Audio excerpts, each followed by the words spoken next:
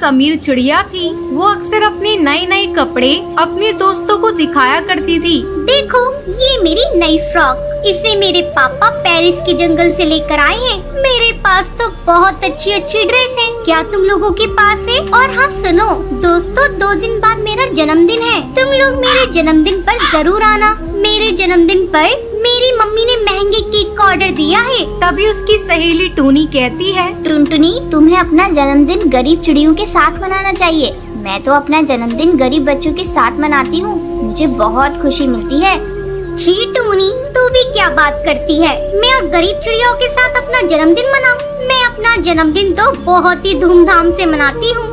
देखो टुनटुनी, अपने पैसों का ज्यादा घमंड मत दिखाओ। अरे मैं पैसों का घमंड कहाँ दिखा रही हूँ? मेरे पास अच्छे कपड़े हैं, यानी तुम लोग मेरे से जलती हो। मैंने तुझे बता दिया, मेरा जन्मदिन 2 दिन बाद है, तुम लोग आ जाना, ठीक है? ये सुनकर टोनी अपने घर चली जाती है।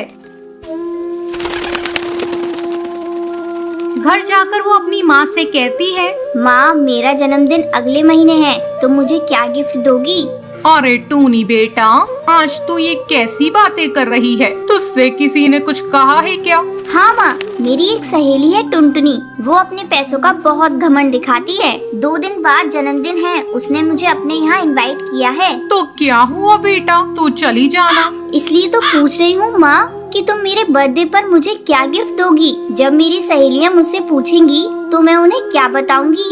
तो तू ही बता बेटा, तुझे तेरे जन्मदिन पर क्या गिफ्ट चाहिए? माँ, मुझे इस बार नए नए सैंडल चाहिए, क्योंकि मेरी दोस्त टुनटुनी मुझे अपनी सैंडल दिखाकर चिढ़ाती है, और मुझे नई फ्रॉक भी चाहिए। ठीक है बेटा, तू जो चीज मांगती है मैं जरूर पूरा करूंगी। 2 दिन बाद टुनटुनी के जन्मदिन पर टोनी टुनटुनी के घर जाती है। हैप्पी बर्थडे टुनटुनी, ये लो तुम्हारा बर्थडे गिफ्ट। क्या है इसमें? तू खुद ही खोल कर देख ले टुनटुनी।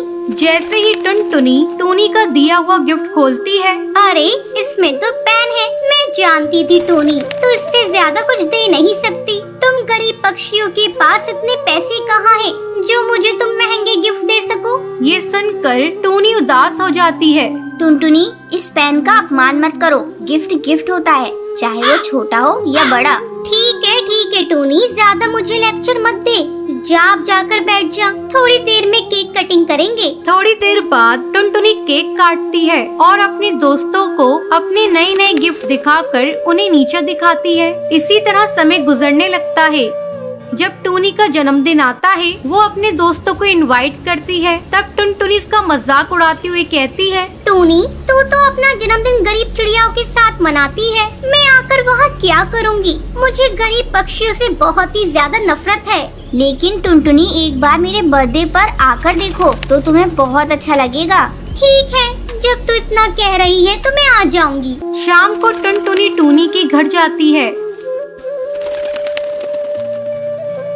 वहाँ टूनी की माँ हलवे को केक की तरह सजाए हुए थी और कुछ गरीब चिड़िया के बच्चे वहाँ पर आए हुए थे। ये सब देखकर टुनटुनी की आंखों में आंसू आ जाते हैं। वो टूनी से कहती है, टूनी, तू ठीक कहती है, मैं अपनी अमीरी का घमंड दिखाती हूँ। सही मायनों में तू अपना जन्मदिन मना रही है। आज के बाद से मैं भी अपना जन्मदिन इन गरीब चिड़ियाओं के साथ ही मनाऊंगी। इनके चेहरे की खुशी देखकर आज मुझे बहुत खुशी मिली है। टुनटुनी, इस जहाँ में कोई भी अपनी मर्जी से गरीब नहीं होता, कोई जन्म से ही अमीर होता है तो कोई अपनी मेहनत से पैसा कमाता है। इसलिए हमें किसी गरीब का मजाक नहीं उड़ाना चाहिए। फिर टुनटुनी उन गरीब चिड़ियाओं के साथ मिलकर टूनी का जन्मदिन सेलिब्रेट करती है।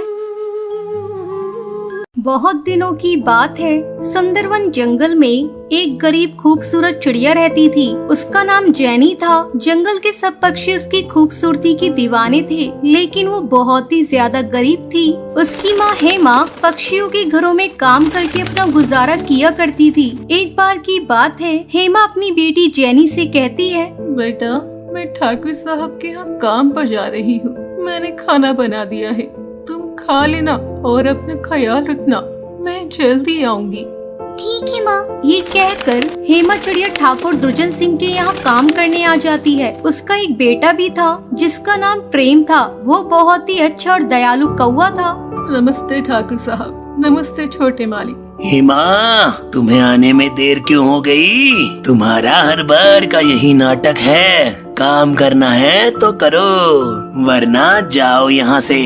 जंगल के बहुत पक्षी हैं जो हमारे यहाँ काम करने के लिए मरते हैं। नहीं ठाकुर साहब, मुझे माफ कर दीजिए, मैं आगे से कभी देर से नहीं आऊंगी।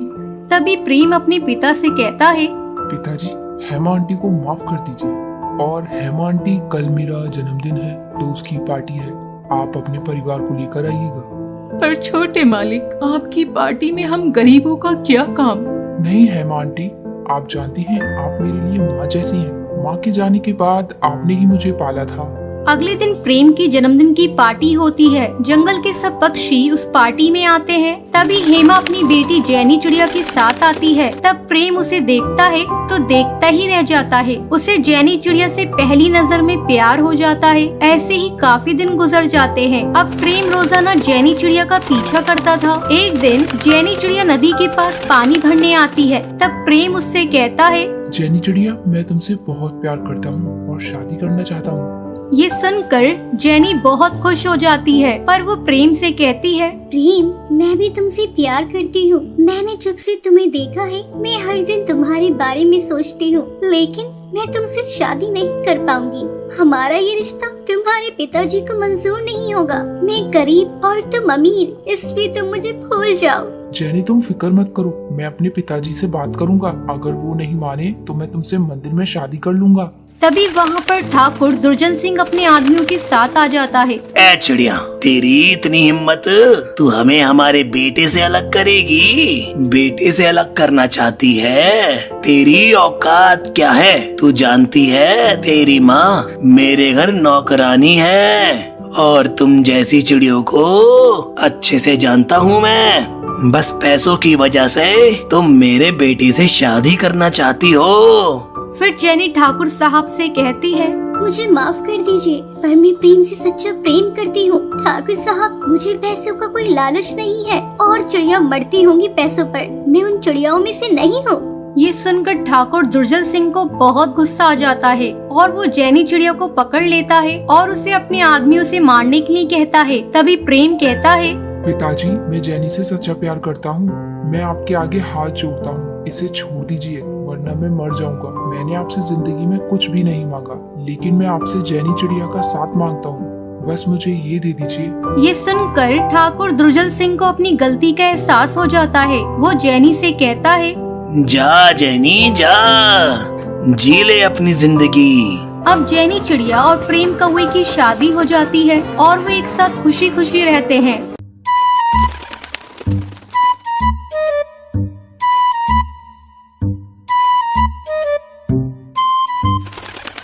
एक जंगल में बंटी पानी पूरी का ठेला लगाता था। उसकी पानी पूरी खाने के लिए पक्षियों की भीड़ लगी रहती थी। एक दिन उसकी पत्नी टुनटुनी उससे कहती है, अजी सुनते हो, जंगल में 1 महीने से मेला लगा हुआ है, लेकिन तुम एक भी दिन मुझे लेकर मेले में नहीं गए। किसी दिन मुझे लेकर मेले में चलो ना। टुनटुनी, तू तो जानती है मुझे समय नहीं मिलता, तू अकेले ही मेले चली जाना। नहीं जी, जब तक आप मुझे मेले में लेकर नहीं चलेंगे मैं नहीं जाऊंगी। मुझे तो आपके साथ ही मेला घूमने जाना है। आपको जब देखो बस पानी पूरी ही बनाते रहते हैं। ऐसा लगता है बस आपको पानी पूरी से ही प्यार है, मुझसे तो प्यार है ही नहीं। एक दिन पानी पूरी का ठेला नहीं लगाओगे तो परिंदे भूखे नहीं मर जाएंगे। अच्छा भाग्यवान, बस अब गुस्सा मत हो, चल मैं तुझे मेला घुमा कर लाता हूँ। बंटी और टुनटुनी मेले में जाते हैं।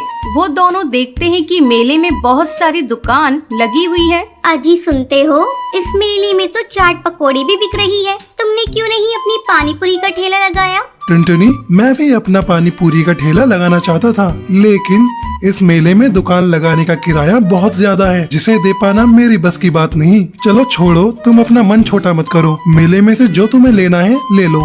टुनटुनी मेला घूमने लगती है।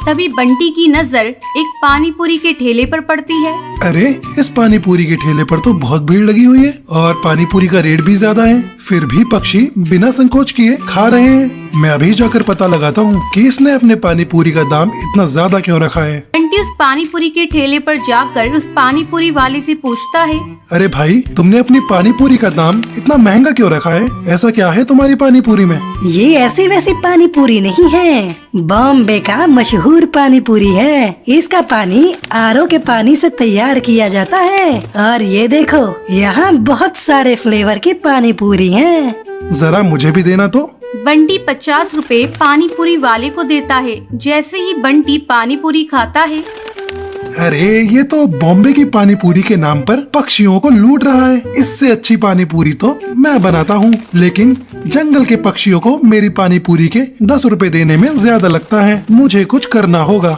अगले दिन बंटी अपनी पानी पूरी का दाम 40 रुपए कर देता है। उसके ठेले पर एक कौवी पानी पूरी खाने को आती है।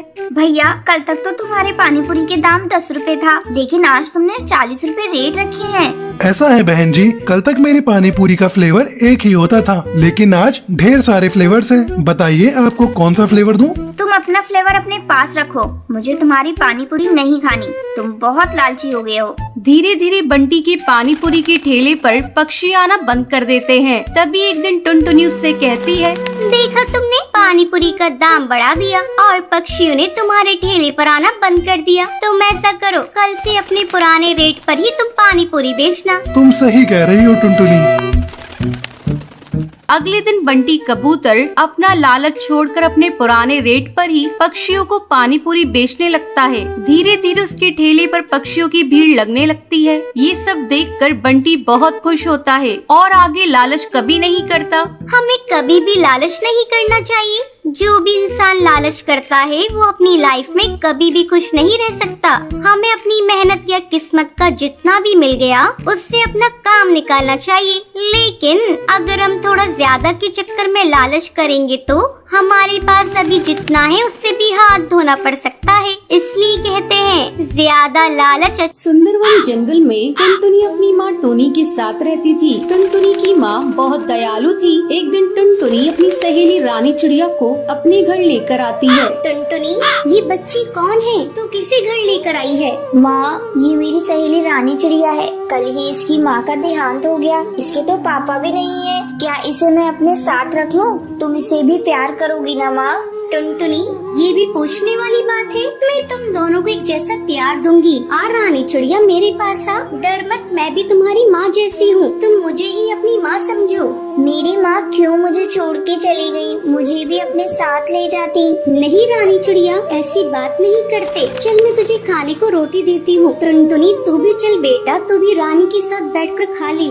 हाँ माँ, तुम ठीक कह रही हो। मैं भी रानी के साथ खा लेती हूँ। टूनी दोनों को अपनी बेटियों जैसा प्यार देती है। एक दिन टुनटुनी और रानी चिड़िया के लिए शूज लेकर आती है। रानी बेटा, इधर आ। मैं तेरे लिए शूज लेकर आई हूँ। मैं कई दिनों से तुझे एक ही शूज में देख रही थी, इसलिए मैं तेरे लिए शूज ले आई। टुनटुनी, तू भी ले ले शूज। मैं तेरे लिए भी शूज लेकर आई हूँ। इसी तरह कई दिन गुजर जाते हैं। अचानक एक दिन टुनटुनी को उल्टियाँ होने लगती हैं। टुनटुनी को उल्टियाँ होता देख टूनी डर जाती है। टुनटुनी, आज तूने बाजार में कुछ खरीद कर खाया था क्या? इतनी बार तुझे मना किया है, बाजार से कुछ खरीद कर मत खाया कर, लेकिन तू है कि मानती ही नहीं है। देख, तेरी तबीयत खराब हो गई है। अब तुझे कड़वी कड़वी दवाइयाँ खानी पड़ेंगी। नहीं माँ, मुझे मीठी दवा दिलवा दो। तो आज मुझसे प्रॉमिस कर, तू बाजार का कुछ भी नहीं खाएगी। मेरी प्यारी माँ, मैं तुमसे वादा करती हूँ कि मैं बाजार का कुछ भी नहीं खाऊंगी। चल, अब तुझको मैं डॉक्टर के ले चलती हूँ और तुझे दवा दिलाती हूँ। टूनी टुनटुनी को लेकर डॉक्टर की क्लिनिक में जाती है।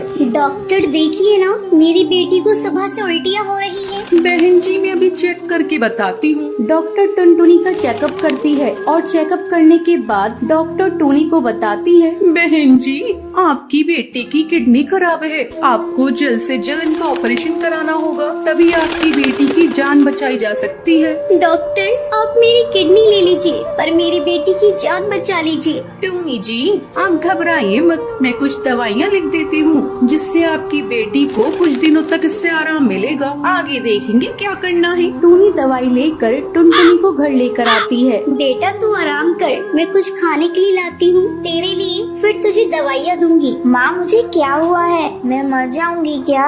मरे तेरी दुश्मन, तुझे कुछ नहीं हुआ है, तू जल्दी ही ठीक हो जाएगी। रानी तू अपनी सहेली के पास बैठ, तू साथ रहेगी तो तेरी सहेली का मन बहला रहेगा। इतना कहने के बाद टूनी खाना बनाने चली जाती है। फिर टुनटुनी और रानी आपस में बातें कर रही थी। तभी अचानक टुनटुनी को उल्टियाँ होने लगती हैं। टूनी दौड़ी दौड़ी टुनटुनी के पास आती है, लेकिन तब तक देर हो चुकी थी।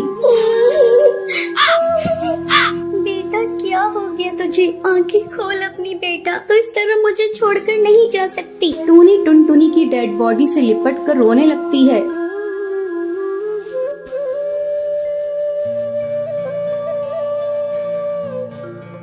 तो ये थी आज की कहानी कि आपको पता है हेमा चिड़िया किसके यहाँ काम करती थी? अगर आपको पता है तो आप हमें कमेंट करके जरूर बताएं।